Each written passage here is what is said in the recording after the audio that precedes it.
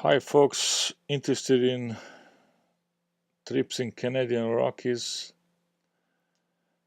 As you can see, I have the Google Earth map, not Google Earth, just a Google map with all my trips organized in chronological order. I will try to, oh, hang on a second, my camera disappeared. Let me leave it on top, yeah, like that, float on top. So let's continue. I want to go through some of my important points throughout the 10 years of Canadian Rockies that I started back in 2008 in July. I even remember the day was 13 July. There was a Taylor Lake trip. Back then, I went to a gym. I saw a trip posted on a wall that Chad Grizzly, it was his nickname. He organized as a perk for being a member of this club gym. He was a trainee, so it was an awesome trip, and I really got hooked up. Where this disappeared? I really got hooked up on going hiking when we saw the beautiful Taylor Lake with a glacier in one corner with a waterfall flowing down on into the lake. Fresh air and the grass and flowers, wildflowers and trees and all the rest. I just got hooked, you know. So after this, let me see if I hope these videos are not playing in background. It'll be a waste of bandwidth. Yeah, no, they're not, I guess. Then I did several trips, grassy lakes, and the one closer to Calgary.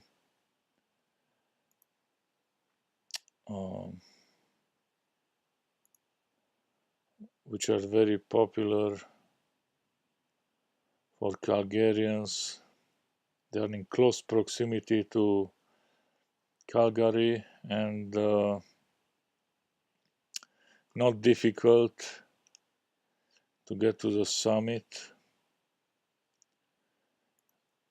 Here is the Heart Mountain trip.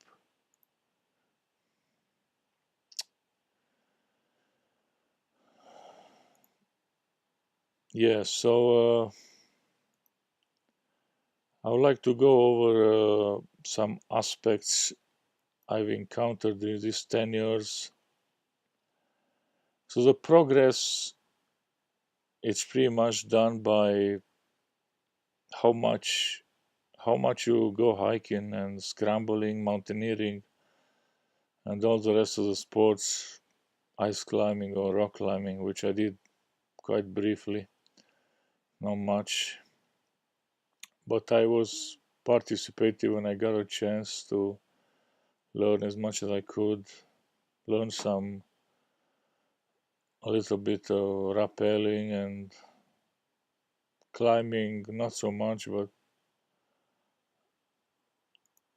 you get the idea. Like ice climbing, I was you're in touch with the ice. Rock climbing, you're in touch with the rock, and you get to feel to be not just watching videos and reading books, but to be on site, on the spot,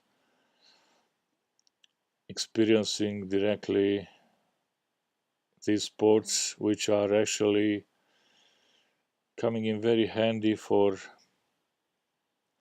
when you have to climb some serious mountain, like the 11,000ers of the Canadian Rockies, or some difficult scrambles, scrambling trips. So I did quite a few of these trips, like I said, and then I discovered more of Banff National Park, and then I really got hooked.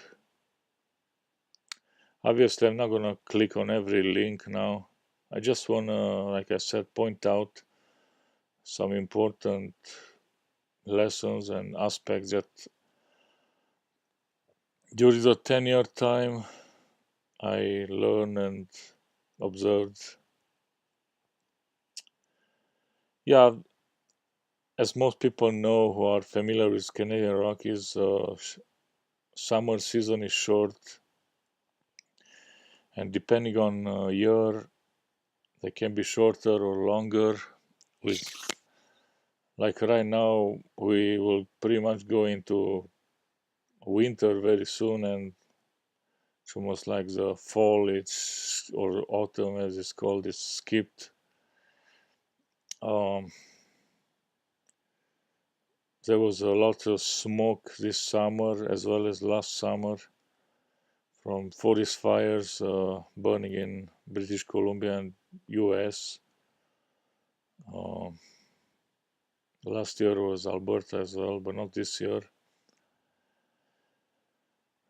Yeah, I did about 6 plus 1 attempt 11,000ers, which are 11,000 feet mountains requiring a very long approach usually, and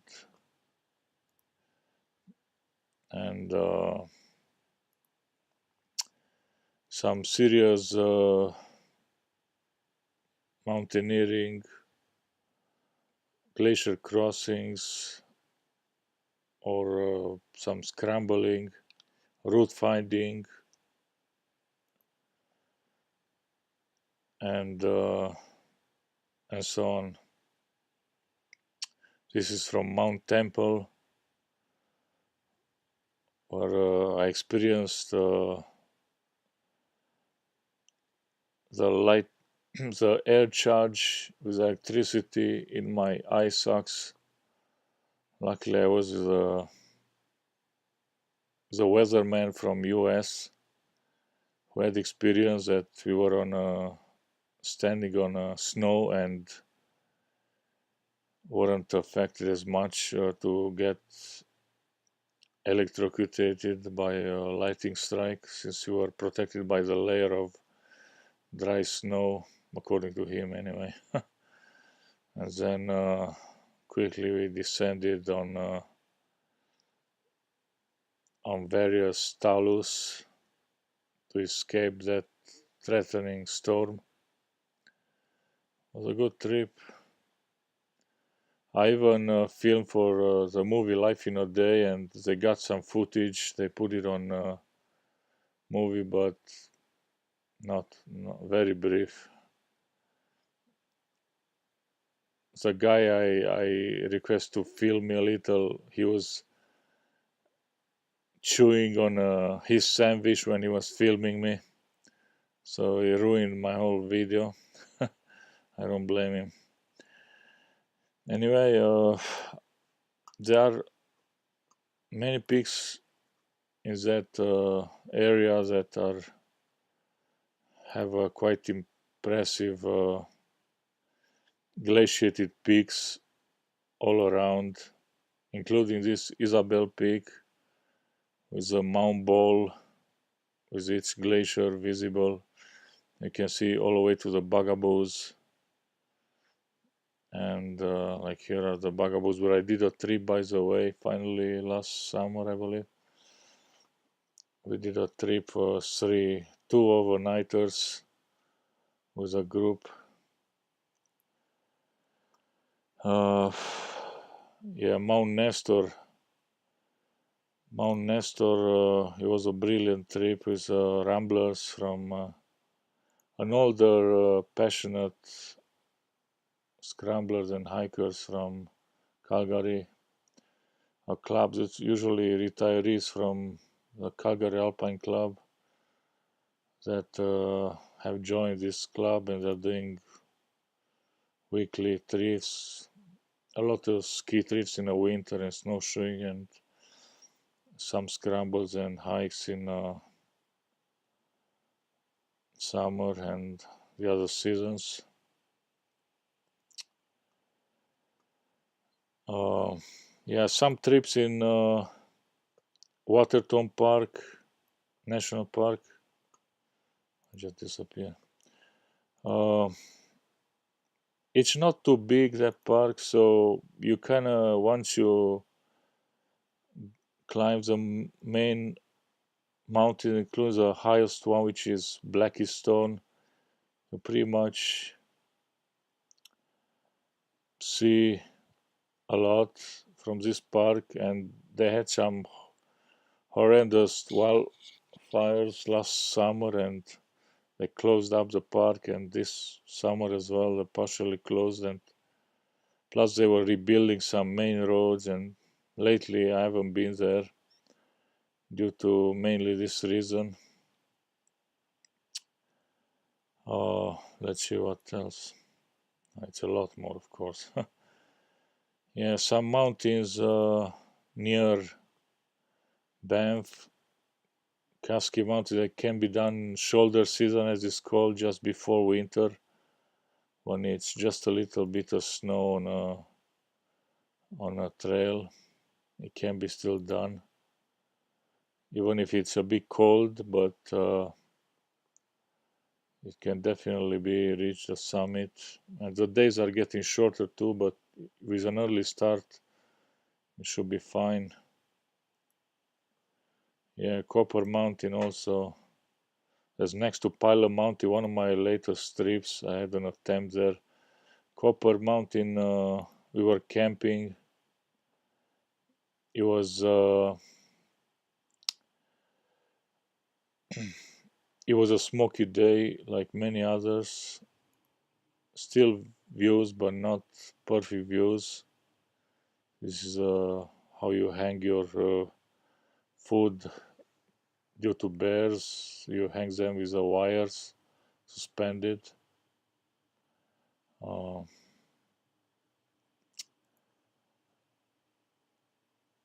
let's see, Mount Schley also with the Ramblers. It was a great trip.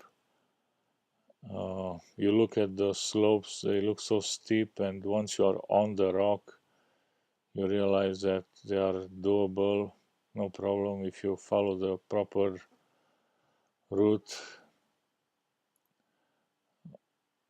And I did several others in the area. Mount Smuts was considered the most difficult scramble in Canadian Rocky by the Alan Kane, the author, and probably for good reason. We were using ropes for rappel. We were roped together on the ascent, so it didn't feel like that difficult, but there was an unfortunate fatality even just a few months back, and it tells you of the seriousness of this mountain. There were several fatalities throughout years. Now let's move to Snow Dome.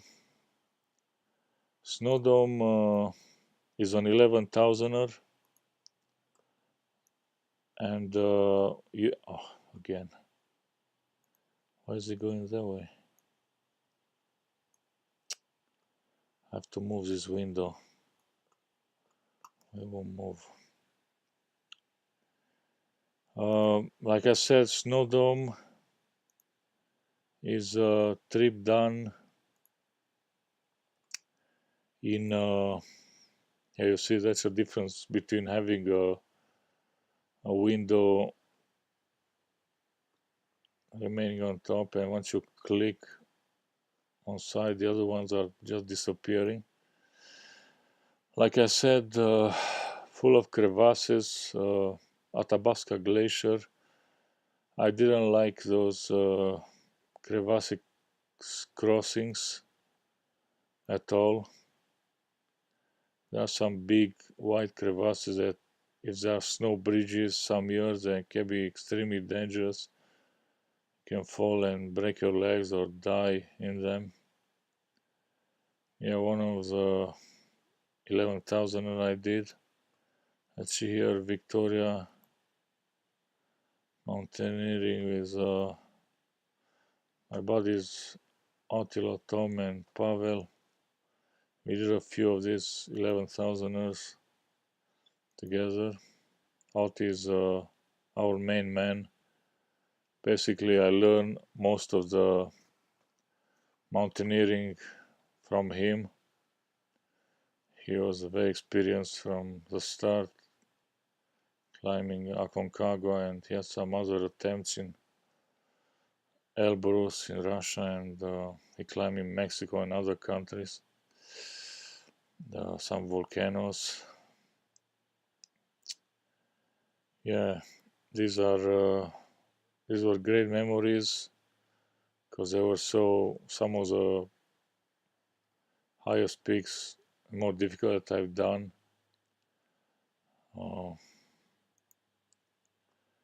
Yeah, like I said, Mount Blackistone, the highest in Waterton. It was a nice trip. Here's a young black bear on a trail. He wouldn't want to just go away, but finally he did.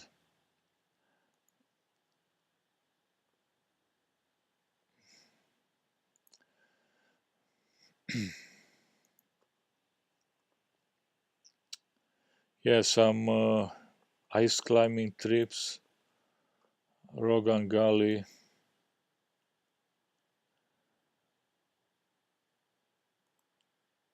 Rogan Gully was one of the best ice climbing trips I had. Again, with Attila, I believe, Colin, and Pavel. Yeah, I didn't even have proper equipment. I just had the basic tools and crampons, so not appropriate for this type of serious climbing. And because of that, I just climb a little, and mostly I film them and learn from watching them.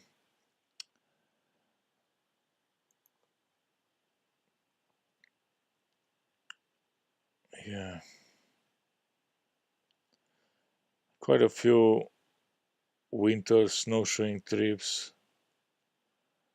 Uh, I'm not gonna go over them.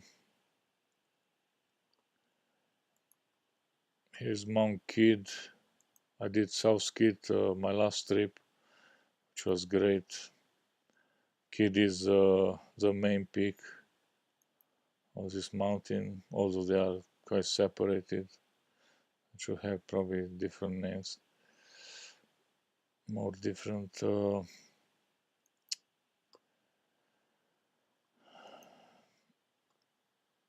Mount Baldy, this is another close to Calgary trip, very popular. Not a long trip.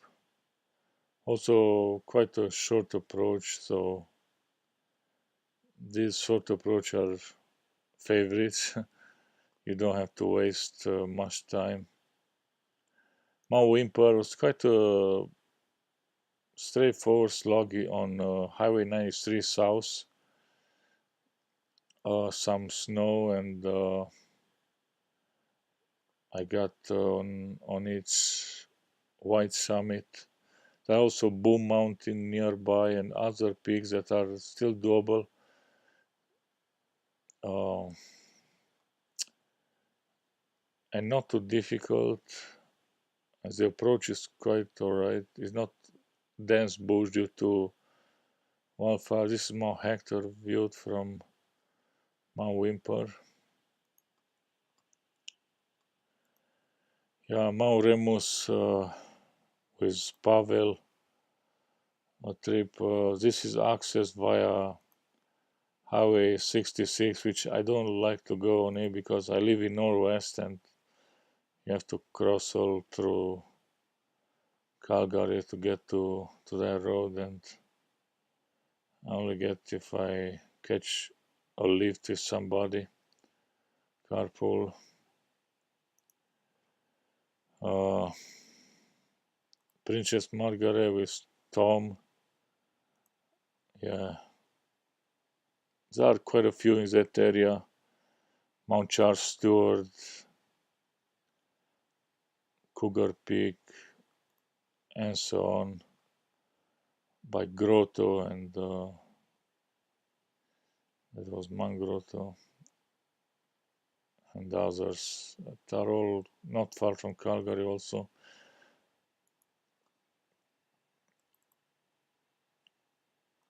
Store Mountain, there are one in Banff, one in Karnaskis. They are both kind of slugs. Store Mountain has a last section that was not doable, so I turned around in Karnaskis. It's quite exposed and you need to be perfectly snow free. South Lawson, I have to go back to finish this one up. I had an injury on. This is actually a snowshoeing trip. South Lawson is part of the Lawson, but Lawson Peak is done via a different route. Like I said, I had an injury on my hand. I fell. My hand got punctured by a sharp stick, and I couldn't. I wasted time. I had to turn around. Chess Mill was just a miscalculated trip where we got into some deep snow with storm without snowshoes and we had to turn around. There are many trips in that area. Yeah, that's how what it looks like. The snow in the winter. Very hard, very energy demanding to break trail in this deep snow. It's brutal workout. Stanley Glacier, one of the trips we did with Conrad. He likes to camp, to stay overnight, campground, and we did about 5 or 6 trips. And yeah, another one was Ice Line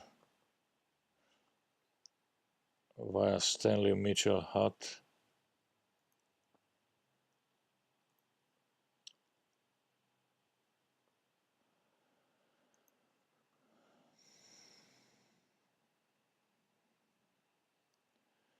Yeah, so many more.